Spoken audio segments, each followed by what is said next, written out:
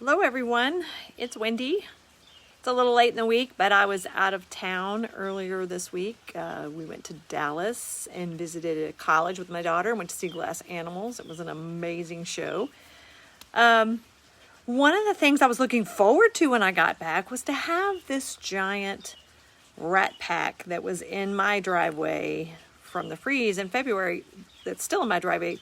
One of the things I was hoping to see when I got home was that it was gone. And guess what? It isn't. So it made me think about a few things.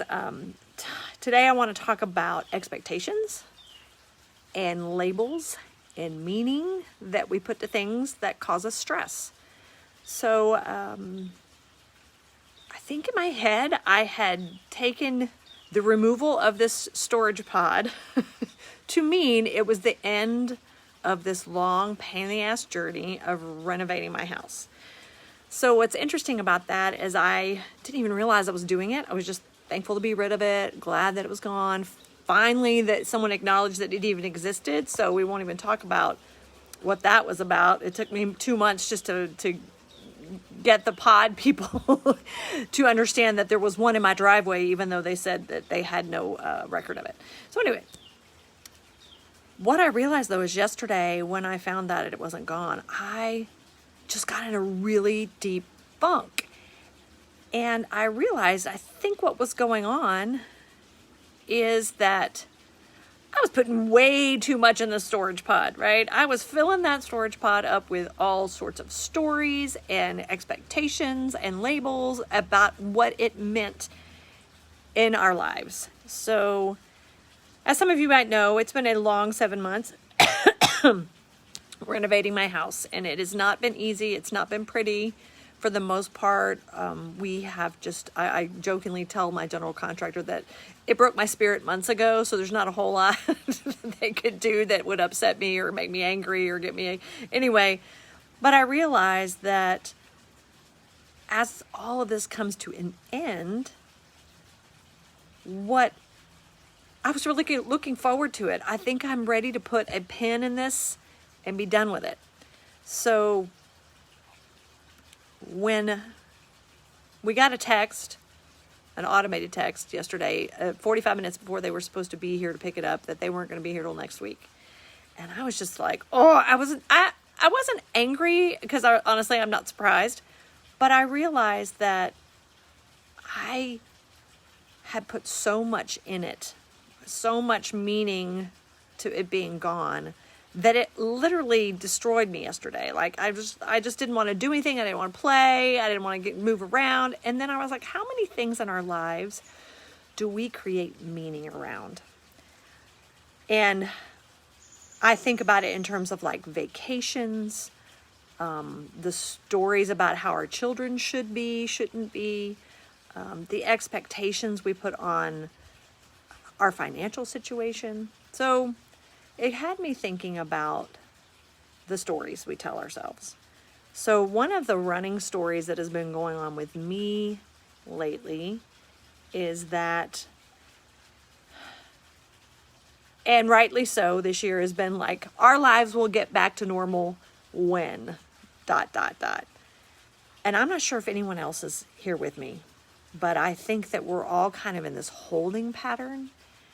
And it's beginning to be very draining for me. Now, some people are going along, business as usual, everything's back to normal. But in my own particular situation and family, it's not.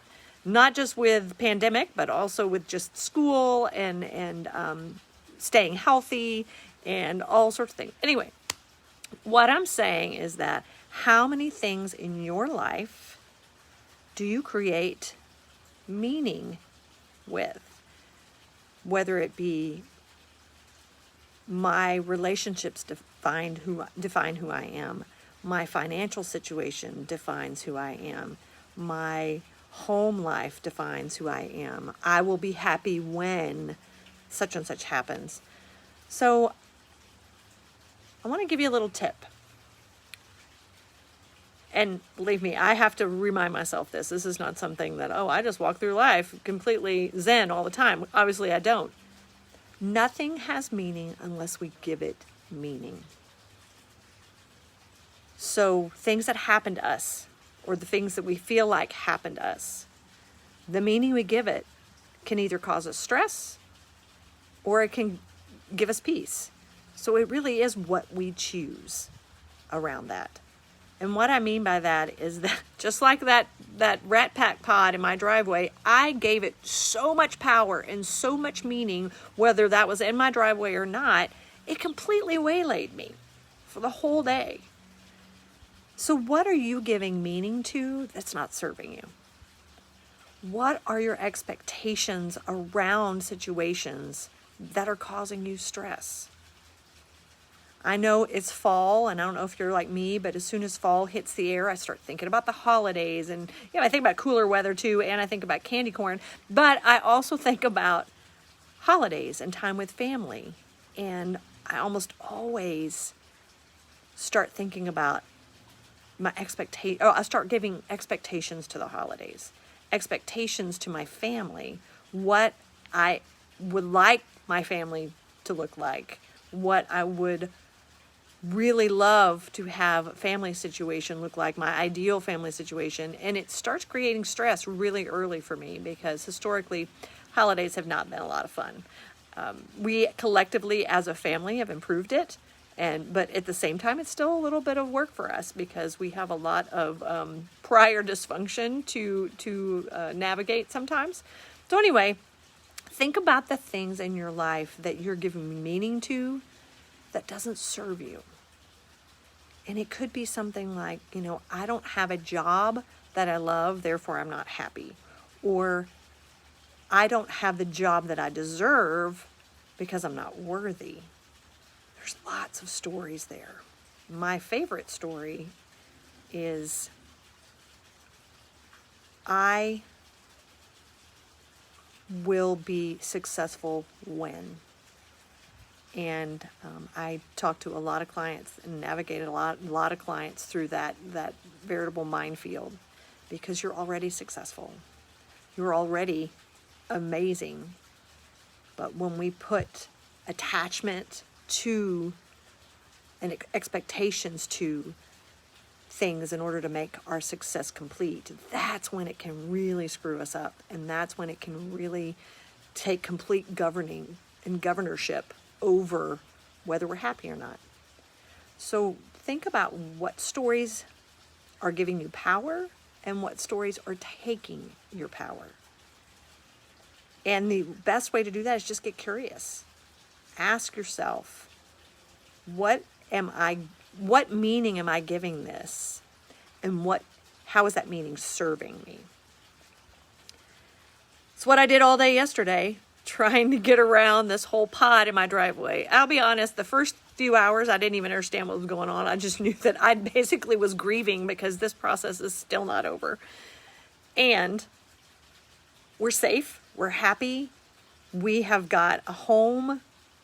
And that pod is, for the most part, very static. It's just in the driveway. It's not causing me any grief. It's not jumping up and down and making noise and keeping me up all night. I mean, it literally is just a symbol of the past 7 months. And I think I'm just ready to be done with that. But I also think that the universe has a sense of humor, and it said, oh no, I think you have one more lesson to learn before we remove this pod. And the lesson was, that pod means nothing except for the meaning that I give it.